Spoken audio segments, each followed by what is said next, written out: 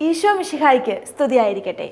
ക്രൈസ്തവ വിശ്വാസത്തിൽ അടിയുറച്ച് ജീവിച്ച് അനേകർക്ക് ശുശ്രൂഷ ചെയ്ത് മാതൃകയായി ജീവിച്ച പുരോഹിതരെയും സന്യസ്തരെയും ആത്മായരെയും നിങ്ങൾക്ക് പരിചയപ്പെടുത്തുന്ന മാക് ടിവിയുടെ പുതിയ പരമ്പരയിലേക്ക് ഏവർക്കും സ്വാഗതം.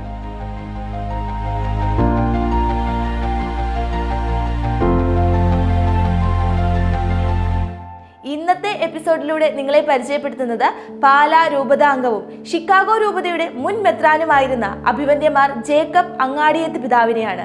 പിതാവ് തന്റെ മെത്രാഭിഷേകത്തിന്റെ ജൂബിലിയിലാണ്. പിതാവിനെ നമുക്ക് പരിചയപ്പെടുത്തുന്നത് ബ്രദർ മാത്യു ജേക്കബ് പള്ളിവാതിൽക്കലാണ്. പിതാവിനെയും പിതാവിന്റെ പൗരോഹിത്യ ജീവിതത്തെയും നമുക്ക് പരിചയപ്പെടാം. നമ്മുടെ രൂപതയുടെ ജൂബിലി വർഷമാണ്, പിതാവിന്റെ ജൂബിലി വർഷമാണ് പിതാവായതിൻ്റെ മെത്രാഭിഷേകത്തിൻ്റെ. അപ്പം എല്ലാവിധ മംഗളങ്ങളും ആശംസകളും ആദ്യം തന്നെ പിതാവിൻ്റെ ജീവിതവും പിതാവിൻ്റെ ദൈവവിളിയും എല്ലാം ഒന്ന് കേൾക്കാനായിട്ട് ഞങ്ങൾക്ക് ആഗ്രഹമുണ്ട്. അപ്പോൾ അതിനെക്കുറിച്ച് കുറച്ച് കാര്യങ്ങളൊക്കെ ഒന്ന് ചോദിക്കാം. ആദ്യം തന്നെ പിതാവിൻ്റെ ഒരു ദൈവവിളിയൊക്കെ എങ്ങനെയായിരുന്നു? പിതാവ് എങ്ങനെയാണ് വൈദിക ജീവിതത്തിലേക്ക് വന്നതും അങ്ങനെ ഒരു ദൈവവിളിയൊക്കെ ഉണ്ടായത് എങ്ങനെയായിരുന്നു എന്നൊന്ന് പങ്കുവയ്ക്കാമോ? ഏതായാലും ജൂബിലി വർഷമാണ് എന്നതിൽ സന്തോഷമുണ്ട്. മെത്രാഭിഷേകത്തിൻ്റെ 25 വർഷം പൂർത്തിയാക്കുന്ന അവസരത്തിലേക്കാണ് കടന്നു വരിക. അതോടൊപ്പം തന്നെ ഷിക്കാഗോ സെൻറ് തോമസ് റോമ രൂപതയുടെ ജൂബിലി വർഷം കൂടിയാണ്. രൂപത സ്ഥാപനത്തോടുകൂടിയാണല്ലോ എന്നെ മെത്രാനായിട്ട് നിയോഗിച്ചതും രൂപതയുടെ ഉദ്ഘാടനത്തോടു കൂടിയായിരുന്നു എൻ്റെ മെത്രാഭിഷേക കർമ്മവും നടന്നത്. അതിലെല്ലാം വളരെ വ്യക്തമായ രീതിയിൽ ഇപ്പോഴും മനസ്സിൽ തങ്ങി നിൽക്കുന്ന ഓർമ്മകളാണ്. തമ്പുരാന് നന്ദി പറയാനുള്ള അവസരമാണ് ജൂബിലിയുടെ അവസരം എന്ന് ഞാൻ കൃത്യമായിട്ട് മനസ്സിലാക്കുന്നു. ഈ കടന്നുപോയ വർഷങ്ങളിൽ ദൈവം നൽകിയിട്ടുള്ള എല്ലാ അനുഗ്രഹങ്ങളെയും നന്ദിയോടെ അനുസ്മരിക്കുകയാണ്. കരുണയുള്ള കർത്താവ് നമ്മുടെ സഭയ്ക്ക് നമ്മുടെ സഭയ്ക്ക് ഇന്ത്യക്ക് വെളിയിൽ ആദ്യമായിട്ട് നൽകിയ രൂപതയാണ് ഷിക്കാഗോ സെൻറ് തോമസ് രൂപത. അതുകൊണ്ട് തന്നെ ഇതിന് വളരെ ചരിത്രപരമായ പ്രാധാന്യമുണ്ട് എന്നുള്ളത് നമുക്കറിയാം. ഏതായിരുന്നാലും ആ ചരിത്ര നിർമ്മിതിക്ക് ഒരു എളിയ ഉപകരണമായി തീരുവാൻ സാധിച്ചതിൽ തമ്പുരാന് നന്ദി പറയുന്നു. കർത്താവിൻ്റെ കൃപയോട് സഹകരിച്ചുകൊണ്ട് പ്രവർത്തിക്കുവാനും തുടർന്നുള്ള കാലങ്ങളിൽ ഈ വിശ്രമജീവിതത്തിലെ അവസരത്തിൽ തമ്പുരാന് സ്വീകാര്യമായി ചെലവഴിക്കുവാനും ആഗ്രഹിക്കുകയും അതിനായിട്ട് പ്രാർത്ഥിക്കുകയും ചെയ്യുന്നു. ബ്രദർ ചോദിച്ച ചോദ്യം എൻ്റെ ദൈവവിളിയെ സംബന്ധിച്ചുള്ള കാര്യങ്ങളാണല്ലോ. ദൈവവിളിയെ സംബന്ധിച്ച് പ്രത്യേകമായിട്ട് അത്ഭുതകരമായ രീതിയിലൊന്നും പറയാൻ എനിക്കിട്ടില്ല. സാധാരണ രീതിയിൽ നമുക്കൊക്കെ അനുഭവപ്പെടുന്ന രീതിയിലുള്ള വളർത്തലാണ് എനിക്ക് ശൈശവാവസ്ഥയിലും ബാല്യകാലാവസ്ഥയിലുമെല്ലാം കിട്ടിയിട്ടുള്ളത്. എൻ്റെ സംരക്ഷകരായിട്ടുണ്ടായിരുന്ന എൻ്റെ പിതാവ് എനിക്ക് 3 വയസ്സാകുന്നതിന് മുമ്പ് നിത്യസമ്മാനത്തിനായി വിളിക്കപ്പെട്ടതുകൊണ്ട് അമ്മയും സഹോദരങ്ങളും പിന്നെ വല്യപ്പനും മറ്റ് കുടുംബാംഗങ്ങളും എല്ലാമാണ് എൻ്റെ വളർച്ചയിൽ സഹായകരമായിട്ടുണ്ടായിരുന്നത്. അവരുടെയൊക്കെ സംരക്ഷണയിൽ സന്തോഷത്തോടെ വളർന്നു വന്നു. ഉത്കണ്ഠകളോ ആകുലകളോ പ്രത്യേകിച്ചൊന്നും അറിയാതെ തന്നെയാണ് അമ്മയും സഹോദരങ്ങളൊക്കെ എന്നെ വളർത്തിയിട്ടുള്ളതും. എന്തായാലും ബാല്യകാല പരിശീലനം എന്നുള്ളത് സ്വന്തം ഇടവപ്പള്ളിയിൽ തന്നെയാണല്ലോ നമ്മളെല്ലാവരും ആരംഭിക്കുക. അവിടെ വേദപാഠത്തിനും മിഷയിലുമൊക്കെ സജീവമായ രീതിയിൽ പ്രായത്തിനനുസരിച്ച രീതിയിൽ സഹകരിക്കുകയും ശുശ്രൂഷിക്കുകയൊക്കെ ചെയ്തു പോന്നു. അതോടൊപ്പം തന്നെ അന്ന് സുറിയാനി കുർബാന നിലവിലിരുന്ന കാലഘട്ടമാണ്. അതുകൊണ്ട് തന്നെ ഈ ആത്മാവിൻ്റെ പാലനായിട്ട് എന്നെയും വേറൊരാളെയും ഞങ്ങൾ 2 പേരെയാണ് അന്നത്തെ വികാരിച്ചൻ പ്രത്യേകം തിരഞ്ഞെടുത്ത് പരിശീലിപ്പിച്ചത്. ഏതായാലും ഞങ്ങൾ 2 പേരും സുറിയാനി കുർബാന ശുശ്രൂഷ ചെയ്യുന്നതിനെ പഠിക്കുകയും ആ രീതിയിലുള്ള ശുശ്രൂഷ നിർവഹിക്കുകയും ചെയ്തിരുന്നു എന്നുള്ളതും ദൈവവിളിയുടെ വളർച്ച ആരംഭ കാലഘട്ടങ്ങളിൽ പ്രത്യേകം അനുസ്മരിക്കേണ്ടതായ ഒരു യാഥാർത്ഥ്യമാണല്ലോ. പള്ളിയും വീടും തമ്മിൽ അടുത്തായിരുന്നുകൊണ്ട് ഇട ദിവസങ്ങളിലെ കുർബാനയ്ക്കും മിക്കവാറുമൊക്കെ പോകാനുള്ള അവസരങ്ങളുണ്ടായിരുന്നു. പ്രത്യേകിച്ചും പള്ളിയിൽ പാട്ടുകുർബാന നടക്കുന്ന അവസരത്തിൽ ശുശ്രൂഷ ചെയ്തിരുന്ന ദേവാലയ ശുശ്രൂഷയും പാട്ടും പരിപാടി എല്ലാം ഒന്നിച്ച് നടത്താൻ പ്രയാസമായിരുന്നുകൊണ്ട് എപ്പോഴും കുർബാനയ്ക്ക് കൂടാനായിട്ട് എന്നെ വീട്ടിൽ വന്ന് വിളിച്ചുകൊണ്ട് പോകുമായിരുന്നു. ആ രീതിയിലും അങ്ങനെയുള്ള അവസരങ്ങളിലൊക്കെ ദിവ്യബലിയിൽ സംബന്ധിക്കുന്നതിനും ശുശ്രൂഷിക്കുന്നതിനുമൊക്കെ അവസരങ്ങളുണ്ടായിരുന്നു. പക്ഷെ അതൊക്കെ ആയിരിക്കും എന്നെ ദൈവവിളിയുടെ അത്താരിയിലേക്ക് കൂടുതൽ അടുക്കുവാനായിട്ട് പ്രേരിപ്പിച്ചിട്ടുള്ളത് എന്ന് ഞാൻ മനസ്സിലാക്കുകയാണ്.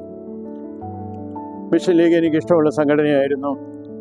ചെറുപുഷ്പ മിഷൻ ലീഗ് പാലാരൂപതയിലെ 1947 രൂപീകൃതമായി. ഈ കാലഘട്ടം എന്ന് പറയുന്നത് എൻ്റെ വളർച്ചയുടെ കാലഘട്ടമാണ്. തീർച്ചയായിട്ടും ആ അവസരത്തിൽ ഞങ്ങളുടെ ഇടവകയിലും അതിൻ്റേതായ ഒരു ശാഖ രൂപീകൃതമാക്കി അതിൻ്റെ പ്രവർത്തനങ്ങളിലേക്ക് കുട്ടികളായ ഞങ്ങളെല്ലാവരെയും ചേർക്കുകയും ചെയ്തിരുന്നു. മിഷൻ ലീഗിൻ്റെ സ്ഥാപക മെമ്പർമാരൊരാളായിരുന്ന PC എബ്രഹാം കുഞ്ഞേട്ടൻ എന്ന് വിളിക്കപ്പെടുന്ന അദ്ദേഹം ഞങ്ങളുടെ ഇടവകയിൽ വരികയും ഞങ്ങൾ ദൈവവിളിക്ക് സാധ്യതയുള്ള എല്ലാ കുട്ടികളെയും ഒന്നിച്ചുകൂട്ടി ക്ലാസ് എടുക്കുകയൊക്കെ ചെയ്തു. അത് കഴിഞ്ഞിട്ട് അദ്ദേഹം തന്നെ ഞങ്ങളെ ആൺകുട്ടികളെ മാറ്റി നിർത്തി അച്ഛനാകാൻ പോകാൻ മനസ്സുള്ള ആരൊക്കെയാണതൊക്കെ ചോദിച്ചു. ആ രീതിയിൽ ഞാനും കൈവയ്ക്കുക കൂട്ടത്തിലുള്ളതാണ്. പക്ഷേ മിഷന് പോകാനായിട്ടാണ് അദ്ദേഹം കൂടുതൽ താല്പര്യം കാണിച്ചത് എല്ലാവരെയും. പക്ഷേ എനിക്ക് മിഷന് പോകാൻ താല്പര്യമില്ലായിരുന്നു. നാട്ടിൽ തന്നെ നിൽക്കാനുള്ള താല്പര്യമായിരുന്നു. പാലാരൂപതയിൽ നിൽക്കാനുള്ള ഒരു താല്പര്യമാണ് അന്ന് എന്നിൽ തന്നെ ഉണ്ടായിരുന്നത്. എന്നായിരുന്നാലും ആ രീതിയിൽ പാലാരൂപതയിലെ സെമിനാരിൽ ചേരാനായിട്ടാണ് ഹൈസ്കൂൾ വിദ്യാഭ്യാസത്തിന് ശേഷം ഞാൻ തീരുമാനിച്ചത്. ആദ്യമായിട്ട് എൻ്റെ ദൈവവിളിയുടെ കാര്യം അമ്മയോട് സംസാരിച്ചു. അമ്മയ്ക്ക് തടസ്സമൊന്നും ഉണ്ടായിരുന്നില്ല. ഇതുപോലെ ഇളയ മകനായിരുന്നുകൊണ്ട് ഒരുപാട് അകലേക്ക് പോകുന്നതിനോട് അമ്മയ്ക്ക് താല്പര്യമില്ലായിരുന്നു. അത് മാത്രമേ ഒരു വ്യവസ്ഥയായിട്ട് പറഞ്ഞ് ഇവിടെ അടുത്ത് എവിടെയെങ്കിലും പോയാൽ മതി എന്നുള്ള ഒരു നിർദ്ദേശം മാത്രമേ അമ്മയുടെ ഭാഗത്തുനിന്ന് വന്നുള്ളൂ.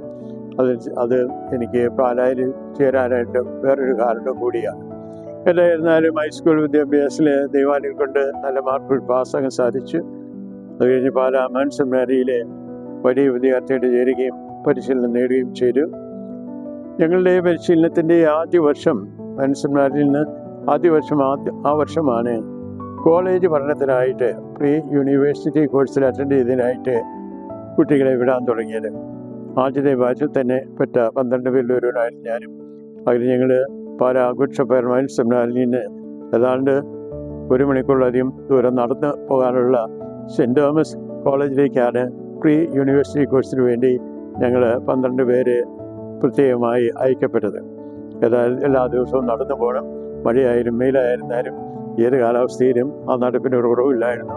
1 വർഷക്കാലം ആ രീതിയിൽ പാലാ പഠനത്തിന് നടുവിൽ കൂടെ പാലാ കോളേജിലെ സെൻറ്റ് തോമസ് കോളേജിലേക്ക് നടന്നുപോയി പ്രീ യൂണിവേഴ്സിറ്റി കോഴ്സ് പാസ്സാകുകയും അതിന് തുടർച്ചയായിട്ട് 2 വർഷം മാൻ സെമിനാരിയിൽ വൈദിക പരിശീലനം നടത്തുകയും ചെയ്തു. അങ്ങനെ 3 വർഷത്തെ മാൻ സെമിനാരി പരിശീലനമാണ് അന്ന് പാലായിൽ ഞങ്ങൾക്ക് ലഭ്യമായിരുന്നത്. അതിനെ തുടർന്ന് കോട്ടയം വടുവാറോടുള്ള സെൻറ്റ് തോമസ് അപ്പസ്തോലിക് സെമിനാരിയിലേക്കാണ് എനിക്ക് പ്രവേശനം ലഭിച്ചത് മേജർ സെമിനാരി പഠനത്തിനായിട്ട്. അവിടെ 3 വർഷത്തെ ഫിലോസഫിയും 4 വർഷത്തെ തിയോളജിയും ഒക്കെ പൂർത്തീകരിക്കാൻ സാധിച്ചു. ആ പരിശീലന കാര്യങ്ങളിലൊക്കെ ദൈവത്തിൻ്റെ പ്രത്യേക അനുഗ്രഹം കൊണ്ട് വലിയ ബുദ്ധിമുട്ടൊന്നും കൂടാതെ പഠനത്തിനും വലിയ ബുദ്ധിമുട്ടുകളൊന്നും വന്നില്ല. നല്ല രീതിയിൽ തന്നെ സ്കോർ ചെയ്യാനുള്ള അവസരങ്ങൾ തമ്പുരാൻ തന്നതുകൊണ്ട് അതൊക്കെ നല്ല രീതിയിൽ പൂർത്തീകരിക്കാൻ സാധിച്ചു. അങ്ങനെ 1972 ജനുവരി 5-ാം തീയതി പാലാരൂപതയുടെ ആദ്യത്തെ പിതാവായിരുന്ന അഭിയന്യ മാർ സെബാസ്റ്റ്യൻ വൈദ്യ പിതാവിൽ നിന്ന് പാലാ സെൻറ്റ് മേരീസ് ലാലം പഴയ പള്ളിയിൽ വെച്ച് വൈദിക വട്ടം സ്വീകരിക്കുകയും ചെയ്തു. ഈ പിതാവ് തന്നെയായിരുന്നു എനിക്ക് ആദ്യ കുർബാന നൽകിയതും സൈലബിൾ നൽകിയതും വർഷങ്ങൾക്ക് മുമ്പ്. അങ്ങനെ ആ പിതാവിനും തന്നെ വൈദിക വട്ടം സ്വീകരിക്കാൻ സാധിച്ചതിൽ ഏറെ സന്തോഷമുണ്ട്. പക്ഷേ മെത്രാമ്പട്ടം സ്വീകരിക്കുന്ന കാലം വരെ പിതാവ് ഉണ്ടായിരുന്നില്ല. മെത്രാമ്പട്ടം സ്വീകരിക്കുന്ന അവസരമായപ്പോഴത്തേക്കും അദ്ദേഹത്തിൻ്റെ പിൻഗാമിയായിട്ടിരുന്ന മാർ ജോസഫ് പള്ളിക്കപ്പുറം പിതാവ് ഇവിടെ ചിക്കാഗോയിൽ വരികയും സഹകാർമ്മികനായിട്ട് മെത്രാഭിഷേകത്തിൻ്റെ പ്രധാന കാർമ്മികരായിരുന്ന അന്നത്തെ മേജർ ആർച്ച് ബിഷപ്പ് അഭിയന്യ കർദിനാൾ മാർ വർക്കി വിലയത്തെ പിതാവിനോട് ഒന്നിച്ചേരുകയും ചെയ്തു. അതിൻ്റെ മറ്റൊരു സഹകാർമ്മികൻ കോട്ടയം അതിരൂപതയുടെ മെത്രാപ്പൊലീത്തായിരുന്ന അഭിയന്യ മാർ കുര്യാക്കോസ് കുന്നശ്ശേരി പിതാവായിരുന്നു. ആ രീതിയുടെ വൈദിക പറ്റും വയലിൽ പിതാവിൽ നിന്നും മെത്രാൻ പറ്റും അഭിയന്യ വിലയത്തിൽ പിതാവിൽ നിന്നും സ്വീകരിക്കാനുള്ള അനുഗ്രഹം ലഭിച്ചു. ആ രീതിയിൽ ശുശ്രൂഷയാണ് ചെയ്തുകൊണ്ടിരുന്നത്.